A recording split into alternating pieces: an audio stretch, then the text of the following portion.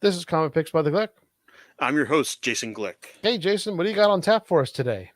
Well, tonight is not just a return to that regularly scheduled well of content that is Batman, but a specific brand of Batman that we've been talking about on this podcast for several years now. I'm talking about Batman White Knight. It's like this is a series by creator Sean Murphy, like one of the best artists in the business. It's like that basically started off by asking, what would happen if like the Joker actually got the medical treatment he needed in order to not be crazy anymore. That's that's how the original series Batman White Knight started, and basically it had Joker like slowly regaining his mental acumen, become like a regular person, not just any regular person. Jack Napier. It's like a well-meaning by proponent of the city who's determined to return control of it back to the people, away from vigilantes like Batman and like the elites who secretly controlled Gotham from behind the scenes. While White Knight, had excellent art as you'd expect from Murphy, it kind of suffered because even though it had like this great idea, like what happens when the Joker goes sane. Well, it's like it didn't actually go anywhere like drastically different like with it. It's like just kind of like it basically kind of evolved into like a oh well it's like there's a threat that needs to be solved, and then Batman's got to like that's got to team with the Joker in order to do it, and it kind of like all by the end of the volume, it kind of like wound up in a very very familiar place, the status quo mostly being restored. Oh, and Batman revealed himself to Gordon, but it was kind of like it was like more like a good idea than a like a properly entertaining story. At least as far as I was concerned, things did get a lot better with its follow up, Curse of the White Knight, which, for all intents and purposes, is a story all about breaking Batman down, like to all like to his core. It's like it's it takes place again. Napier is gone. The Joker is back in control, and he's also aware of the one secret that can destroy Batman's life. And Batman is still trying to put everything back together after the events of White Knight. And now he's got to deal with this crazy guy named by the name of John Paul Valley, who a former special ops character who who's like dying of cancer, but then is informed by Joker that he's got a special destiny. He's been chosen by God. It's like in order to like cleanse. It's like cleanse Gotham of its sinners and take his rightful place as its heir, like as Azrael, it's like the demon of vengeance. It's like this and Curse of the White Knight, took the series in a lot of like unexpected like directions. Basically, depriving Batman of a lot of key support, and just breaking him down like in ways that I was not expecting the series to go. Because while White Knight kind of like ended with like the status quo being restored, Curse of the White Knight ends with the status quo being utterly demolished, and in a way that just had me going, "Wow, where are we going next with this?" I mean, that's how I felt. John, I mean, your thoughts on this? Because I know you read this and enjoyed it too. Yeah, I agree. I do. I think it just kind of upended everything. So, yeah, you didn't expect that, not at all. But yeah, that's I have to agree with that. Yeah. Okay. And from there though, it's like that DC started like realize that hey this is a series that we can like further expand on. Like we don't have to like maybe it's like the White Knight brand is strong enough to support like other miniseries in its vein as well. And that's how we get um, White Knight presents Harley Quinn, which is basically which is the first series that is not written and illustrated solely by Murphy. This was he provided the story for this, and his wife Katana Collins it's like wrote it, and artist Matteo Scalera illustrated it. It's not quite the next step in the White Knight saga, but it does provide a lot of like good detail and backstory into this incarnation of Harley Quinn, and It's like and Joker slash Jack Napier. Best part about it was how it fleshes out their history together. It's like as you get to see them actually be a couple and actually like work together and just like realize like and be in love, and then also see like Jack slowly succumb to like to mental illness and become the the Joker that we all like like love and hate and all. It's like that's well, there's a present day story that involves like that picks up after the events of Curse of the White Knight that has Harley investigating a like a new supervillain guy. It's like a it's like a guy who's like making like I can't remember his name. It's the producer. It's like he's going and he's making like new supervillains. Like the first one being the Starlet, a it's like it's like like an it's like an old school film type villainess. It's like who's dedicated to bumping off other characters of her ilk, and including Simon Trent, who, if some of you recall, hey, wasn't he the Gray Ghost in Batman the Animated Series? Yes, he was, because Murphy loves like approximations of Batman and other media, specifically the animated series and Batman '89, which it's like that's not necessarily a bad thing because it's like these are like other media interpretations of Batman that have had an outside effect on the mythos at large. And if he wants to try and synthesize these into like one cohesive continuity, then he's more than welcome to. And and I personally welcome like all like the callbacks in the series, in both series so far. So Harley Quinn. It's like I said, it's not quite like the next step in the White Knight saga, but it was a good side story.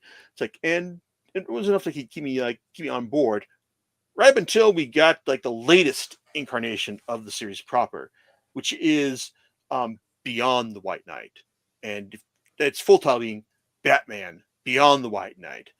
And if you hear that and think, hey, wait a second, does this have something to do with Batman Beyond? Yes, yes, it does, because it is 12 years after the events of Curse of the White Knight. Bruce Wayne is still in prison after the events of Curse of the White Knight, but but Wayne Wayne Tech is now being run by one Derek Powers, and he's basically enlisted this one reckless kid by the name of Terry McGinnis in order to break into Bruce's like old stronghold at the beginning of the series in order to get like the special bat suit that he it's like that he created but never actually like put to use. Now, longtime fans of Batman Beyond will be hearing this and going, wait a second, that's not how Batman Beyond goes. And I'll say to them, yeah, you're right. But I appreciated it's like the digression from how things go right there, because when the series starts off by showing like, wait a second, Terry McGinnis is working with Derek Powers. What? It's like that's a good departure from the established mythos, and I wanted to see where that goes. But it and where it goes is actually somewhere pretty familiar, because as the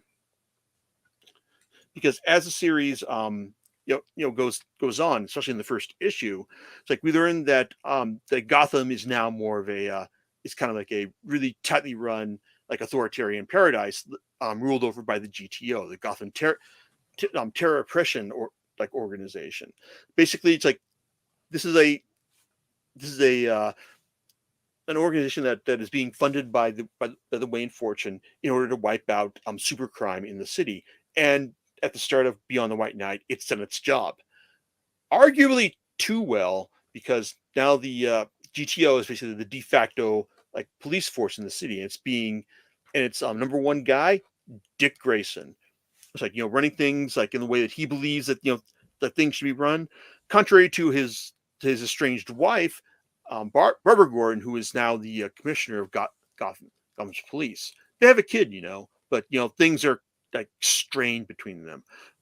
Also in the mix is Jason Todd, the former like in this continuity Batman's original Robin, who was tortured by the Joker into giving up his Batman's identity, and then being let loose because that's how because the Joker wanted to like live with the guilt of knowing that he gave Batman up. Now, while Batman it's like is Bruce Wayne is like in Arkham and just like stewing with guilt over what he leaves Batman to have become after the previous miniseries. Well, once he learns that there's another Batman, it's like running around the city, it's like he realizes that like now it's time to like get out there and just figure out try and put an end to the Batman legacy. It's like once and for all. And well, let's kind of look at like the plot elements here. We got like a future Batman, like a future Gotham. It's like with an older Batman that has like given up being Batman, and then decides to come out of retirement, for one last go in order to like take out his legacy. Huh. That sounds kind of familiar to me. It's like it's almost like Murphy is trying to like do his own spin on the Dark Knight Returns. And while there are a few clever visual nods to that over the course of the series, this is Murphy doesn't go whole hog into like trying to reprise that, but the parallels are unmistakable, as are the fact that the general parallels of the story to other Batman stories, and specifically the kind of Batman story where Bruce tries to do things entirely by himself, and then realizes that no, it's like Batman was never meant to be alone. It's like I've got to bring in my family to take care of things in the end, and that's kind of like where the story like loses me, because it really does feel like like we're doing like a reprise of like some very familiar bat elements here. I mean that's what I felt for like most of this stuff. John, I mean, like I know you like you read most of this. Like how did you think about it? Well, I can see your point of view on that. Um, I kind of like that stuff. So, um, Okay, yeah, it's like I'm not saying it's done I'm like, badly. it's not. I mean, but I have to agree with you, and that analysis is fair. I think that that's a very fair analysis on it. Because it does have the shadows of it. When it comes to the Batman Beyond, you, yeah, I've seen all of the animation and stuff. So the storylines are definitely different because this is a different universe. Let's face it. So Yeah, but when when you look at how what the stakes are here, and how you see some of the villains that you do see in the animation, it's kind of it has some of the flavors of it. I mean, maybe that's what he's going for, right? Is there's definitely nostalgia in this thing. And I'm not saying it's bad. Nostalgia isn't necessarily a bad thing. But I generally the one thing about this story that's kind of interesting is the whole focus of like powers like changing the the effects of what Bruce Wayne was trying to do. yeah. And that to me is I probably liked the most that's probably the most significant thing here, is that it kind of and in the animation, Powers is also there. It's a one to one. So, and he's basically taken over the company and is doing his own thing. So it's got the same parallels in there, except in this case, essentially, he's taken DTO. It's his, like, and he's like, yeah, I'm gonna do what I want to with it. So it's like defeats what Bruce Wayne was trying to do. yeah, and I liked how it's like how Murphy worked Powers into the mythos, his specific mythos here, because like one in the one shot from the previous run, Von Freeze, we established that it's like that Mr. Freeze was actually like the son of a Nazi scientist, Hmm. and like that that all of his cryotech, was basically inherited Nazi technology. And we learned that, and in Beyond the White Knight, we learned that Powers' name is actually Powitz, and he's actually like it's like like of Israeli origin. Mhm. And learning about the origins of this cryotech does not sit well with him. So it's like, that was interesting, like how he managed to position like Powers as having like a moral opposition to this, but also like he I like that. I appreciate the fact that he tries to give Powers, not necessarily like a bad guy, mindset to all this. Like he's got a reason for why he's doing all this, why he's trying to like militarize all of Wayne Tech and integrate it into the GTO. Like there's a bigger reason for why he's doing that here.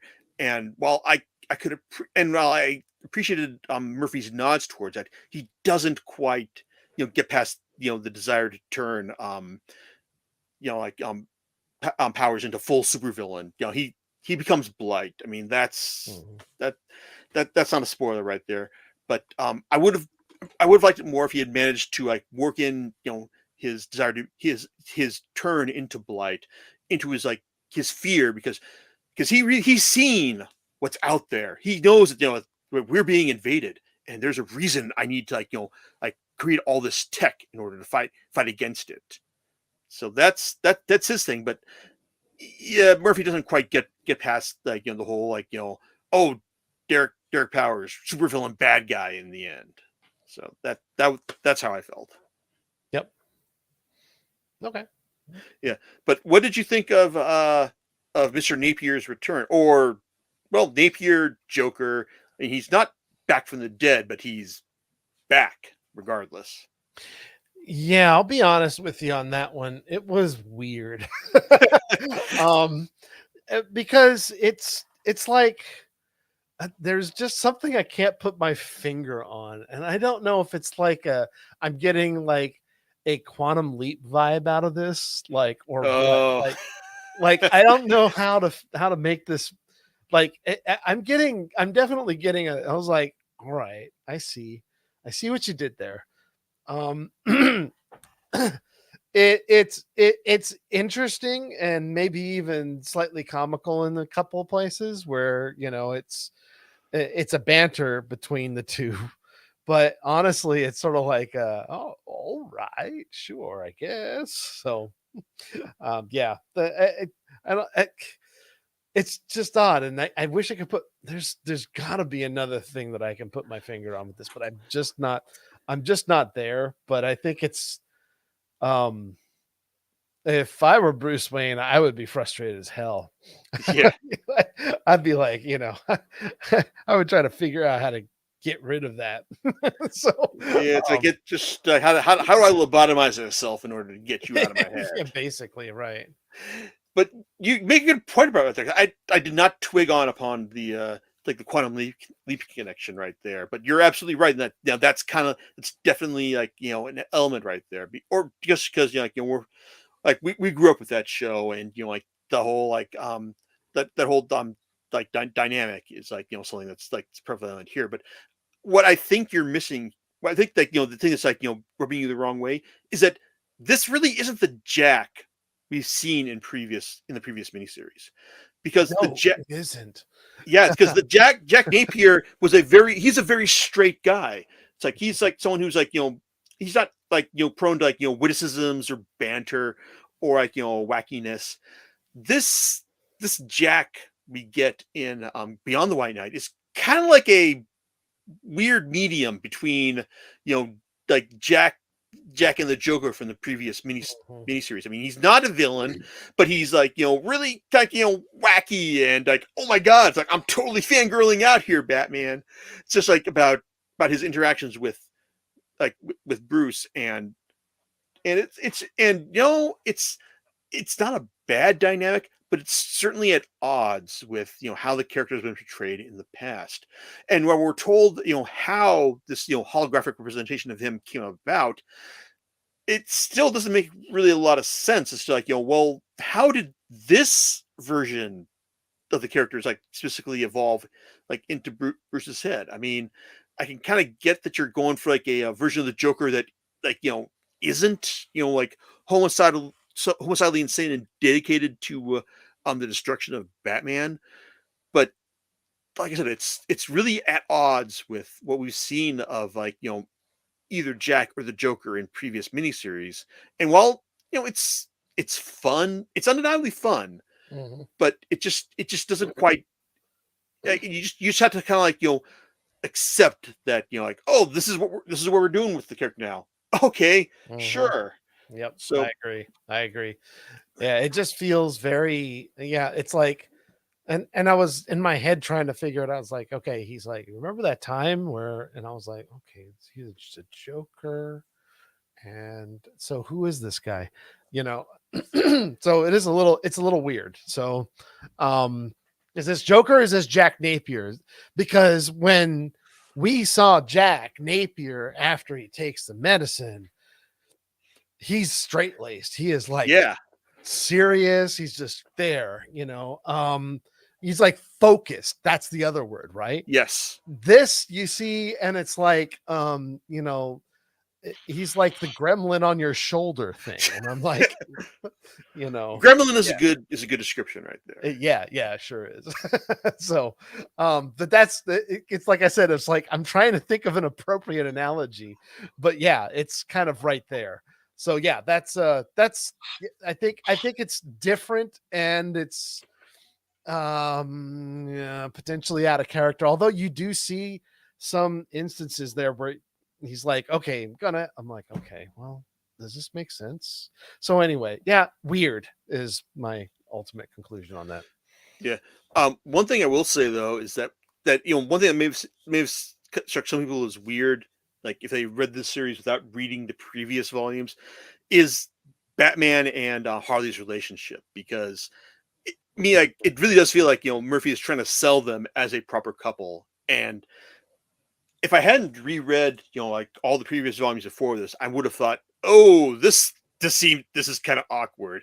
But then rereading White Knight, Curse of the White Knight, and Harley Quinn before this, you know, I can actually see where he's going with this, and even if it's, I kind of like think that Batman and Harley Quinn, really, but I can appreciate that that Murphy like, did put in the work to try and like try and like sell them as a proper couple.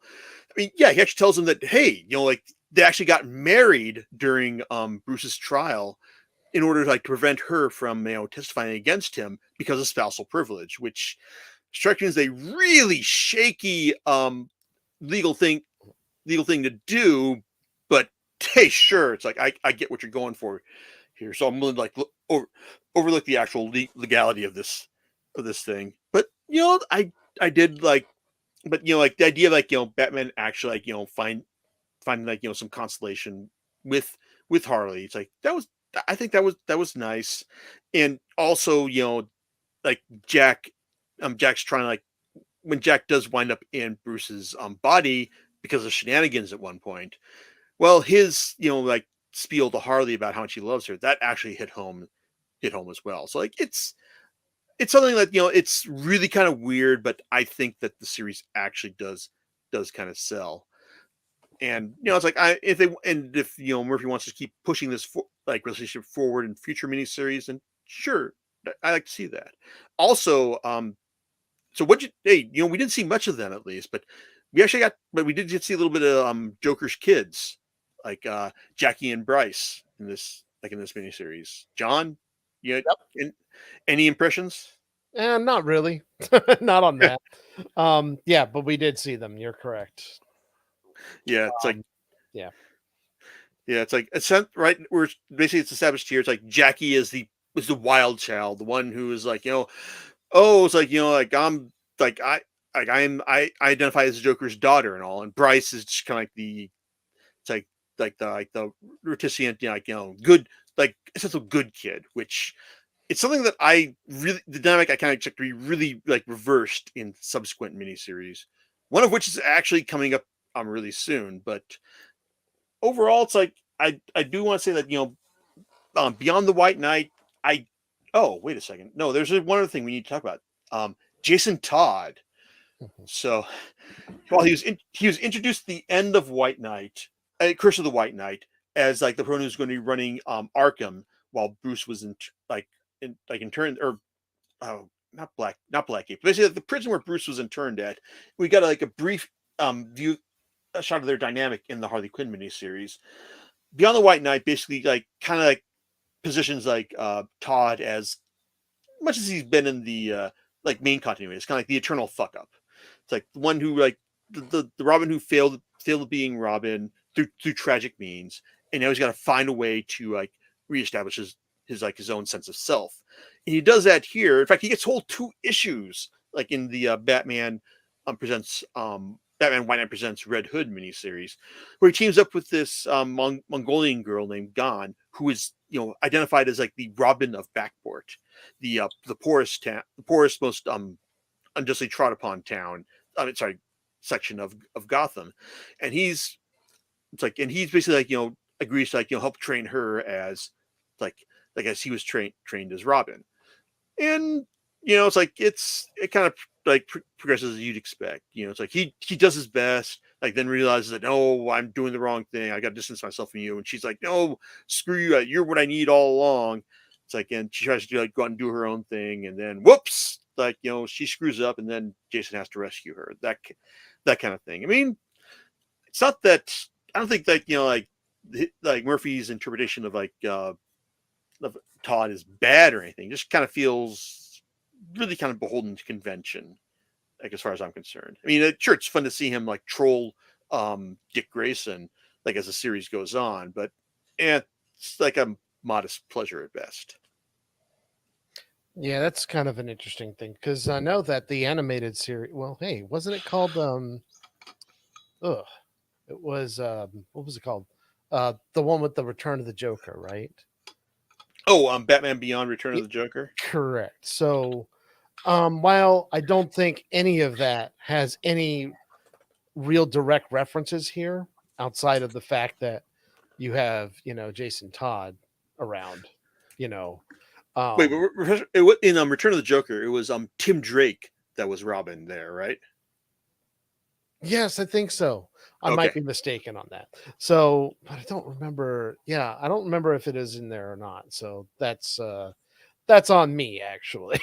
So, I'm just trying to figure out like, okay, did we have a cameo in there? And hmm, there are some just outside of that. There are some other reference points that aren't really taken to accounted for in this volume, as far as I understand it. So, but that's okay. He doesn't have to pull everything from Batman Beyond. Yeah, yeah. But I mean, it's like, and there's like he does like throw in a lot of characters here. It's like, and I think that maybe it's like like future White Knight stories could benefit from just being scaling back of the now sprawling supporting cast. It's like as it is here, and mark my words, there are going to be more volumes of White Knight, because while the story here ends on a more or less complete note, it's like I wouldn't say that the fight against powers isn't resolved. It does end with the introduction of a character who has much larger and wider ramifications for the White Knight universe, and says that that Murphy he's kind of get the feeling that Murphy feels he's done all that he can with Batman, and that now it's time to start bringing in other major DCU characters as well. So, but that's a story from another time, because the immediate future is the Generation Joker miniseries, which Murphy is again, basically taking a story credit for this series, and I believe that I think it's like the like his co-writer on the Red Hood stories here, Clay McCormack, who is doing who's writing with these series with artists Mirka and Doflo. And Generation Joker is all about Jackie and Bryce as they get to know their dad.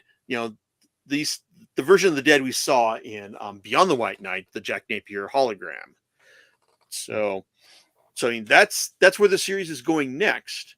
And on one hand, it's like, okay, that's interesting. I kind of want to like see where they're going with this, but my gut feeling with this is that it's been so explicitly set up that Jackie is the wild child and that Bryce is the good child, that we're going to get a very like whiplash inducing role reversal of both of them, in the sense that like Jackie, by the end of that of Generation Joker, we're going to wind up with Jackie being like the good child and Bryce being heir to the Joker name.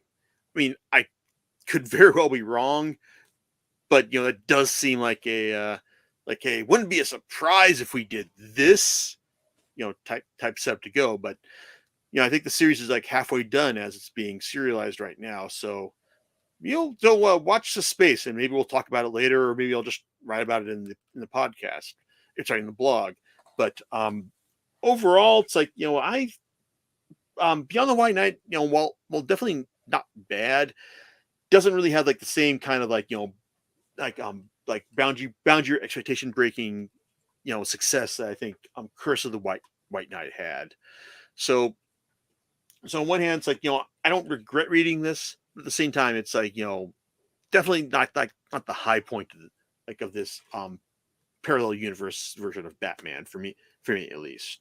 John? Yeah, I would. I actually liked it quite a bit. So I think that it was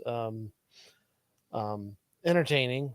But yeah, I think that your assessment of it is fair, and I think that it's I don't think it's like a failure in any way. So Nah. it's definitely good. It has its high points, and then there's other things which maybe don't hold up as well. But I think it's still definitely worth a read and pick up. And if you're all in on the White Knight series, yeah, definitely you're gonna want to get it. Okay, so you're definitely still on board for this. Yeah, absolutely. I Okay, think. so you may not be surprised by what you get for like your next birthday or Christmas. Then, wink, Hey, wink. you never know, right? I have a feeling I do know, but anyway, so so do you know what you're going to be talking about next time? Well, it's like it just so happens that another run on Avengers has wrapped up, and it's like, and while like like Jonathan Hickman's run and like Brian Bendis' run still stand tall in my mind. Well, it's time to judge just how well Jason Aaron's fight like version of like the Avengers versus Marvel Universe's Satan lines up next time. All right, and we'll catch you the next time on Comic Picks by the Glick. All right, later, everyone.